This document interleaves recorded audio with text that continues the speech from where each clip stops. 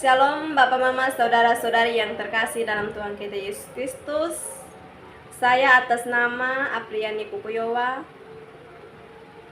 Saya mahasiswa STT Terpadu Wengapu, Prodi Pendidikan Agama Kristen, semester 6. Tujuan pembuatan video ini untuk menyelesaikan tugas khotbah yang diberikan oleh Bapak dosen Melvianus Ranis Bunga MTH. Bapak Mama, saudara-saudari yang terkasih dalam Tuhan Yesus Kristus, hari ini kita hidup di era digital di mana semua orang bisa terhubung. Kita bisa menjangkau banyak orang hanya lewat satu pesan atau satu postingan. Namun firman Tuhan mengingatkan bahwa kita bukan hanya sekedar pengguna teknologi, tetapi kita dipanggil untuk menjadi saksi Kristus. Sebelum kita membaca firman Tuhan, mari kita membuka hati kita dan siap mendengarkan apa yang Tuhan ingin sampaikan melalui hamba-Nya hari ini. Mari kita membuka Alkitab kita yang terdapat dalam Kisah Para Rasul 1:8. Tetapi kamu akan menerima kuasa kalau Roh Kudus turun ke atas kamu, dan kamu akan menjadi saksiku di Yerusalem dan di seluruh Yudea dan Samaria dan sampai ke ujung bumi. Yang akan menjadi temanya yaitu menjadi saksi Kristus di era digital. Latar belakang kitab Para Rasul ditulis oleh Lukas sebagai lanjutan dari Injil Lukas. Kitab ini menceritakan bagaimana Injil mulai disebarkan setelah Yesus naik ke surga.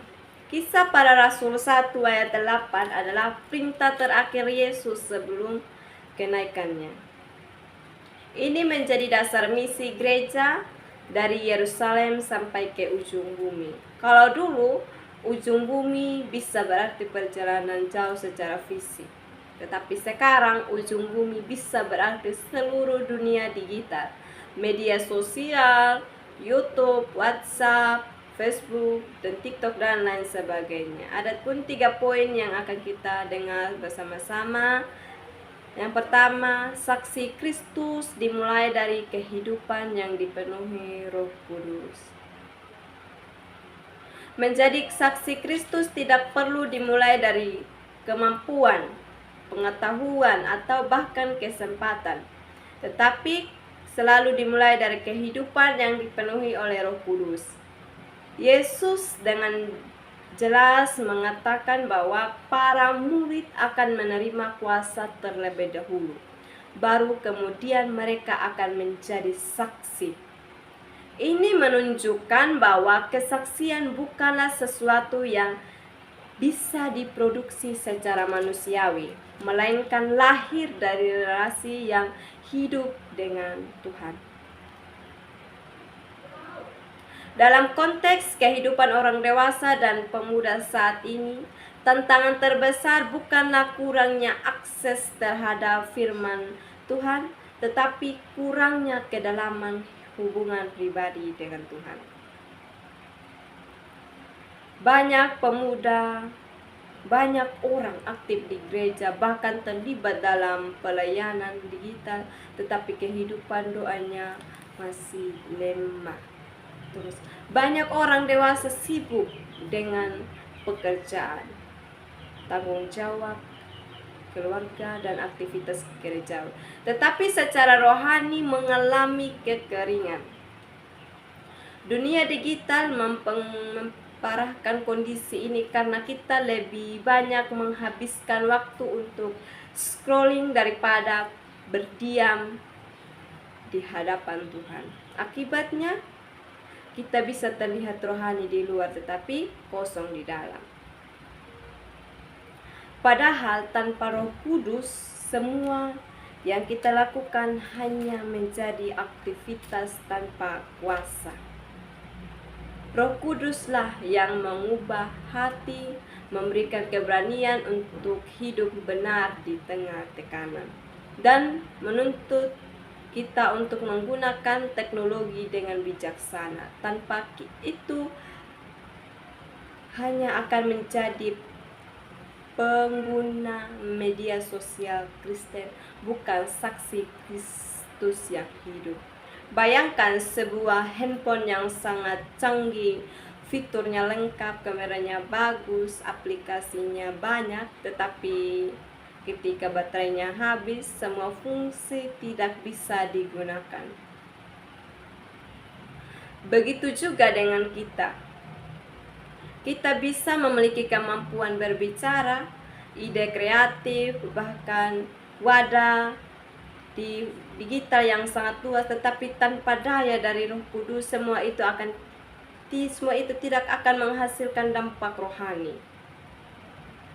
Bapak, Mama, saudara-saudari, kita perlu belajar membangun disiplin rohani di tengah pengguna digital, seperti menetapkan waktu khusus untuk berdoa sebelum membuka media sosial.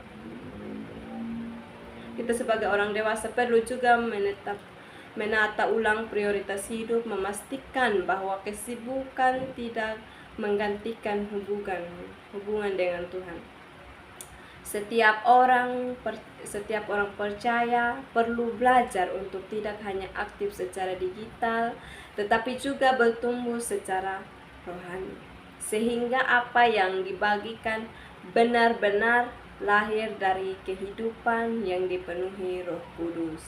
Poin yang kedua, saksi Kristus dimulai dari kehidupan nyata di lingkungan terdekat atau lingkungan sekitar. Yesus memulai dari Yerusalem, yang menunjukkan bahwa kesaksian selalu dimulai dari lingkungan terdekat. Ini adalah prinsip yang sering diabaikan oleh banyak orang percaya, terutama di daerah digital. Banyak orang lebih mudah menunjukkan identitas iman mereka di media sosial daripada di rumah. Mereka bisa terlihat rohani di depan teman-teman atau di wadah teknologi digital, tetapi tidak menunjukkan sikap yang sama kepada orang tua. Sebaliknya, banyak orang aktif melayani di gereja dan bahkan membagikan firman Tuhan di berbagai wadah teknologi, tetapi gagal menjadi teladan dalam keluarga. Padahal kesaksian yang paling kuat bukanlah yang dilihat oleh banyak orang, tetapi yang dilihat langsung oleh orang-orang terdekat kita. Dunia digital sering membuat kita tergoda untuk membangun citra rohani, tetapi Tuhan memanggil kita untuk hidup dalam keaslian iman. Kesaksian sejati tidak dimulai dari layar, tetapi dari kehidupan sehari-hari yang nyata. Bagaimana kita berbicara, bersikap, dan memperlakukan orang lain. Jika kehidupan nyata kita tidak mencerminkan Kristus, maka kesaksian digital kita kehilangan makna. Yerusalem kita hari ini bukan hanya rumah secara fisik, tetapi juga ruangan-ruangan relasi terdekat, termasuk grup WhatsApp, komunitas kecil, dan interaksi sehari-hari yang sering dianggap biasa. Kita anak muda yang setiap hari aktif di media sosial. Dulu awalnya saya pernah mengikuti tren atau yang sering viral seperti orang lain, tetapi suatu hari itu memutuskan untuk saya bagikan ayat Alkitab singkat. Teman-teman, emang tidak mungkin langsung direspon oleh orang-orang, tetapi tanpa kita sadari ada teman yang sedang bergumul dalam hidupnya membaca postingan itu dan merasa dikuatkan. Pemuda perlu menunjukkan iman melalui sikap nyata di rumah, seperti menghormati orang tua dan menjaga perkataan. Orang dewasa juga perlu membangun kehidupan rohani dalam keluarga seperti doa bersama dan menjadi teladan dalam tindakan. Setiap orang percaya perlu menjaga konsistensi antara kehidupan online dan offline atau di luar jaringan, sehingga kesaksian tidak hanya terlihat tetapi juga dirasakan oleh orang-orang terdekat atau sekitar kita. Poin yang ketiga, menjadi saksi Kristus di era digital. Menjadi saksi Kristus di era digital tidak hanya berbicara tentang seberapa banyak kita membagikan firman Tuhan, tetapi juga tentang bagaimana kita hidup dengan integritas atau kesesuaian antara pikiran, perkataan, dan perbuatan yang berlaku di tengah dunia digital yang kompleks. Dunia digital hari ini dipenuhi dengan berbagai tantangan moral dan spiritual, mulai dari penyebaran hoax, ujaran kebencian atau konten yang tidak membangun, hingga budaya mencari pengakuan diri. Dalam situasi ini, orang percaya, baik pemuda maupun orang dewasa, dipanggil untuk menunjukkan kualitas hidup yang berbeda. Bagi pemuda, godaan terbesar adalah mencari validasi atau sesuatu kebutuhan dari jumlah like ini atau penonton banyak dan followers, sehingga tanpa sadar identitas diri ditentukan oleh respon orang lain, bukan oleh Tuhan. Bagi orang dewasa, tantangannya adalah menggunakan teknologi hanya sebagai alat hiburan atau pekerjaan, tanpa melihatnya sebagai sarana kesaksian. Padahal setiap aktivitas digital kita, apa yang kita nonton, bagikan, komentarin, dan dukungan, mencerminkan siapa kita sebenarnya. Menjadi saksi Kristus berarti menghadirkan nilai-nilai kerajaan Allah di dunia digital. Kejujuran, kasih, kesabaran, dan tanggung jawab. Ini bukan hanya soal apa yang kita katakan, tetapi juga apa yang kita pilih untuk tidak lakukan. Kesaksian yang kuat lahir dari integritas, yaitu keselarasan antara iman dan tindakan, bahkan ketika tidak ada orang yang melihat. Ada satu video kesaksian sederhana yang diunggah di internet. Video itu mungkin dibuat dengan alat yang sederhana, tetapi ketika dilihat oleh seseorang yang sedang putus asa, video itu bisa menjadi pengharapan baru. Kita tidak perlu tahu sejauh mana Tuhan memakai hal kecil yang kita lakukan, seperti lilin kecil di ruangan gelap, meskipun kecil tetapi membawa terang.